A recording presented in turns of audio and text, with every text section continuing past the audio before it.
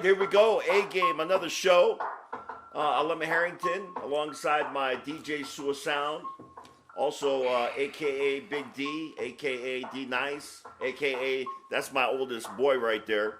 And A game, we like to get together on occasion and just, chop it up a little bit and talk about some things that are going on in our lives. And the truth is that this is the appointment that I have with my son where we get to connect and say what's up. So what's up, D? What's up? I like it. I like it. You know, I had that. So I had this an A game epiphany that I just hit me, and so I'm gonna try it out on you. I already tried it out on your sister. She was lukewarm to it, but I think that we should call this a CAYA event. Come as you are. It's a come as you are event, which means that you can show up however you are, right? Sure. Like that's what it is. Like t-shirt, flip flops, bad hair. Black Like, eye. I'm here. Black eye. I'm here. Like what else we gonna do? Dry lips. Yeah. And actually, I wanted to talk about a couple of things. We'll get into our topic today, which is authenticity. But I wanted to just run this by you, get your thoughts on Mike Conley not making the All-Stars for the West. This is his 14th year in the league, has never been an All-Star. What does he have to do to be an All-Star? Average 25. Yeah. Which, by the way, he could do. Oh, for sure. I'm not. So this is part of the reason why I wanted to ask that question is because the thing that I appreciate about the Jazz right now is that you got guys just playing their roles. Yeah, it's the ultimate team. Yeah. I mean, the strength of the team is the team. Yeah. Right? That's a Quinn Snyder. It's been cool to thing. be behind the scenes and see it all come together because we've seen some smaller details that probably some people haven't been able to see. And You've had the chance to see Coach talk about these type of things. Yeah. Know your role, embrace your role, start in your role. Which I think is just a brilliant way to have guys kind of buy in. Because you can't get where they are right now without guys buying in. Yeah, and I don't know if you saw this, but the Athletic, shout out to Tony Jones and the work that he does with my the guy, Jazz. Tony Jones. Yeah. He just released an article about Mike Conley and his family really wanting to stay in Utah, and they're enjoying their experience here. And that's, for us as fans and people that have been living in Utah, it's something that is, pretty exciting to see players really kind of see the bright side to Utah. Yeah, love it. Jordan Clarkson is the other one. I mean, he could have signed anywhere. And Shout out to the League Fits JC. MVP. Yeah, he's always got the best fits on. Yeah. It's not even competition. He's looking fresh. I don't know if that's what kids say right now, fresh to death. Yeah, don't. Yeah. Funky fresh. You've embarrassed dressed yourself to impress, today. ready to party. That's what they say. Totally. But you got, down the list, guys accepting the role. And back to this idea that, okay, for Mike Conley to become an All-Star, he's got to score 25. And you can look at the guard line that was, elected to the All-Star list. Right. And they're all guys that are scoring 25 plus, except for Donovan, he's like 24. Right. Right. But he's leading the best team in the NBA right now. Right. And, for Mike Conley, this was cool. When the reserves were announced, one of the first tweets that hit was Mike Conley with a shout out to his guys, many more to come. And I think that Donovan, Rudy, for sure Quinn, Snyder, everybody wanted Mike to make it. Of course. And this has been statistically his best year. Right. Better than any years that he had at Memphis. And what do you mean by that? Points per game, assists per game, everything, or just the fact that he's package, leading the NBA right? in plus minus? Yeah, and all of that. The plus minus is big. And for him not to make it this year, it almost feels like, okay, year 14, best season, in his career, and he didn't make the All-Star team. He might not ever make the All-Star team. And for Mike, it's like, man, are you going to be okay with that? He had a comment. He said, I don't want to be that guy that is the one vet that never made the All-Star team.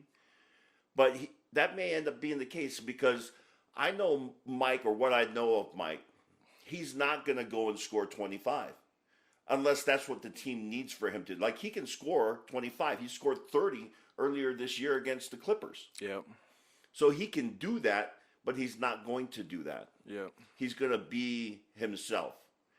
And I think in the end, if he were to go and like, let's say he scores 25 in a season and makes the All-Star team, I wonder how he would feel about that, making the team, doing something that wasn't really him.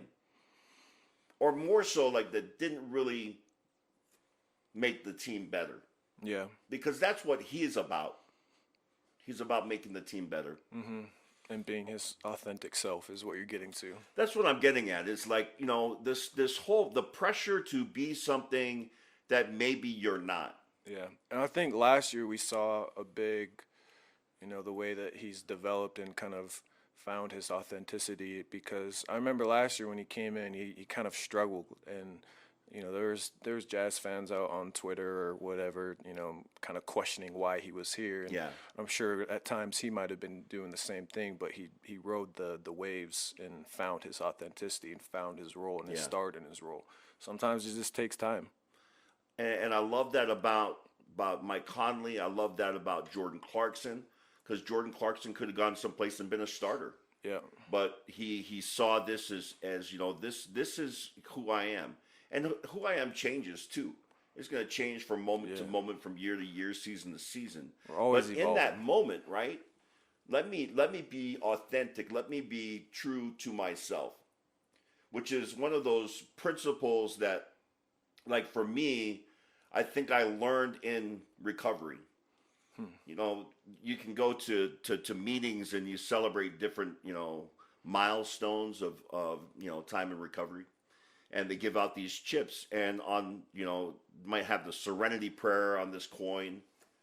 But one of the other phrases that you will commonly see will be, "To thine own self be true."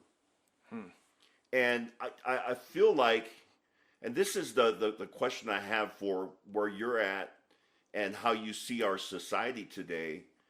Are people being true to themselves? And with all the pressure that we get, like, we got pressure when I was growing up, but not like this, man. Not with the social media expectations and everything that you have to at least portray to feel like you're going to be accepted by society. How in the world do we find our true self, our authentic self, and be true to ourselves? Yeah. I don't know. It's hard for me to answer that because I'm still on my own journey of trying to be the most authentic person that I can be.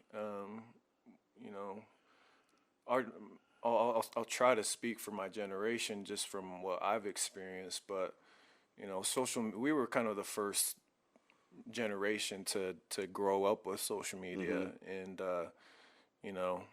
it's hard because, like you said, people are trying to portray their best lives, and it's gotten to a point for me where, I don't really post very much on social media. If I do, it's usually like on a private story where only I feel like people that I can trust and be authentic with are able to see the story. And I just kind of prefer to be a private person because everybody has made everything so public. There's, whether it's posting, pictures of what's going on in your life or whatever it may be, it just feels like people are trying to show what's like the best highlights of their life. And at the end of the day, everyone has lowlights in their life too. They're struggling with different stuff, so it's hard for me to answer that and try to be authentic to myself. That's just me trying to come up with the trying most, to keep it real. Trying to keep it a buck. First off, you prefaced your comments there with, you're still on this journey. I'm still on this journey. Yeah. Right? And I'm 55. Yeah. Still on this journey, trying to find ways to be true to myself and be authentic. And because what I have discovered, at least, is that it's when I'm the most true to myself that I have the most peace and serenity and happiness. Yeah. Transparency is a beautiful blessing, man. Yeah. And, I think there's something that really hits the heart, too, for everybody in this world with their parents, to try to have transparency with their parents. And whether or not we release some of this footage that we release, the biggest blessing is being able to open up to you and have you be able to open up to me, because there's whether you want to call it secrets or stories or stuff that we've kept inside, it feels nice to release it, and feels nice to be able to process it with each other. And I just don't feel like there's a lot of that going on in the world, and it's hurting a lot of people without them noticing, because it's just kind of gone over our heads type of thing. Here's the thing that I would ask our audience just to consider is this: what kind of environment are you creating with the people that you love? Just anywhere, honestly. When anywhere. You step in a room. What kind of environment are you creating? Are you creating an environment that would support people to be their authentic selves? Because what you just talked about is like, I want to be able to come to this, what we do here with A Game, and just be able to talk and be real and maybe share some and get vulnerable. Because the fear is that I'm going to say something and then you're going to be hurt, or you're going to be disappointed, or you're going to make a judgment. Yeah. Right? The fear of shame. The fear of shame. And guilt. Absolutely. Shame. It's like, I'm ashamed of what I did, and if I share it with you, then you are going to think less of me. Right. Or you won't love me anymore. Yeah. And, hopefully what we're trying to do is create an environment where you can come as you are. Right?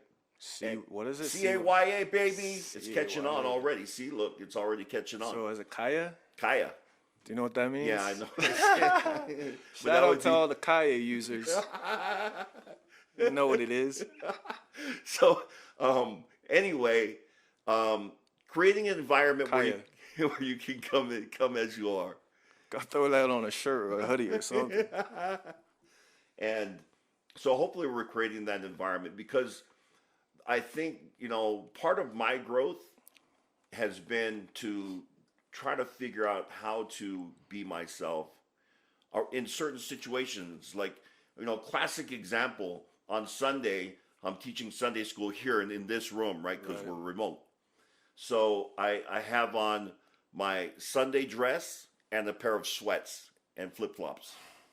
And I got up for a second, because this was before we started, and we had just some of the leaders that were on the Zoom call. And I got up, and they saw my sweats, and I came back and said, "Oh, you saw my sweats, don't tell nobody," right? And that's what I like. Can we be authentic about it? It's like, you know what? I'm in sweats. Can I ask you a question though? Because the industry that you're in, and even just growing up around you being on TV all the time, what is that like, trying to balance? Because when you get on camera, whether it's for the Jazz or when you were working back in Hawaii or whatever it is, you have to turn into a character. And so what is that like, turning that switch on and off? And do you feel like that's in a way kind of messed with trying to balance everything?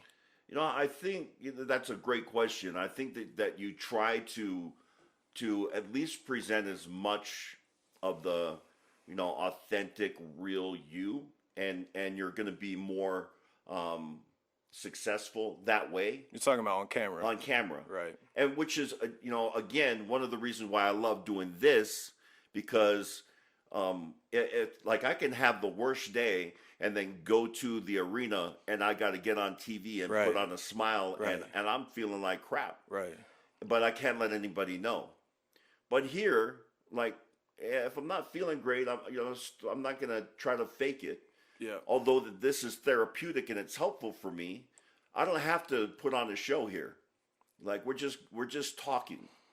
And so, one of the kind of an aha moment or an A-game epiphany that I had while I was coming up in the business, I had just gotten hired at Channel 5 here in Utah.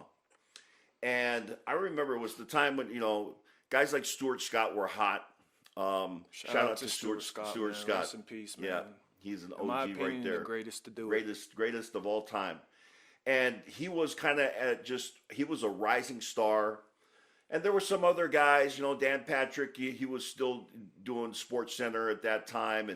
And we had Marv Albert was still successful. and it still is to this day. Still calling games at 80 something years old, man. Grind Keeping it going, and so I remember coming into the business and trying to think, okay, like what am I gonna look like? Who am I gonna be like? What's my brand? Right? What's my brand? And I was at Channel 5. I'd been there for maybe 6 months. And my news director, who had hired me originally out of Hawaii, he called me in. And I was struggling. And he said, "How are you doing?" I'm like, "I'm doing okay." He's like, "No, you're not." And I said, "Yeah, I don't know, man. I'm trying to figure out, like, this is different for me. It's not like Hawaii." And in Hawaii, I was, some of the language I would use in Hawaii was very kind of pidgin English stuff and very, for that market. Yeah. And so he said, "I'm going to share an observation with you." His name was Ray Carter, great guy, and really gave me my break in this business. And he said, "I see you trying to be somebody that you're not. Like, you're trying to be Craig Bolerjack." And Bowler was our number one. He was our weekday main sports anchor. Yep. And he said to me, "I don't need you to be Craig Bolerjack. I already have a Craig Bolerjack. I need you to be a Lemma Harrington. I need you to be the guy that I saw in your demo reel. Be that guy." And I was like, wow, and, gave me a boost of confidence that was good enough. Because all of that comes, at least for me, from this shame of I'm not good enough. Right. So let me try to be this guy. I don't fit in. Right. And let me try to do something that's not me so people will like me. And he was telling me, "Alama, you just do you and people will like it. Yeah. And if they don't, that's okay." So that was a kind of a breakthrough moment for me in my career. But I still have moments where I doubt myself and I try to be somebody else. And, my greatest moments in front of a camera are when I'm just being me. And I think, the biggest thing that I've learned in the industry is that, everybody, the best advice you can give to somebody coming up is just to be yourself. Like, find out what that is and do that. And I think the best management is management that creates an environment where people can be themselves. Because, we don't want more cookie cutter broadcasters. Right. We don't need another Marv Albert or Kevin Harlan. We need the next guy to be that guy, and step out of what might be the norm, try something different, and just be themselves. And maybe it works and maybe it doesn't, but I promise for that person, they'll have the most peace, serenity, and feel the most grounded doing that. So a couple of things. First off, just be yourself. For all of us, just struggling to try to figure out how to fit in, the best way to fit in is just to be you. And that's going to be different from day to day. And the second thing is creating an environment where people can be themselves. And just think, if we were to do that, if we were to create an environment where people could be themselves and we had the courage to be ourselves, how just how good life would be, right? Not going to be perfect because we're not perfect, but it's something to aspire to. So there it is. So the A-game epiphany for this show is be yourself. And the constant is that we love you, right? Hopefully this show is creating an environment of acceptance, understanding, compassion. You can come as you are, and you're accepted here. Without condition, you're accepted here. Because in the end, we all we got. We all we need.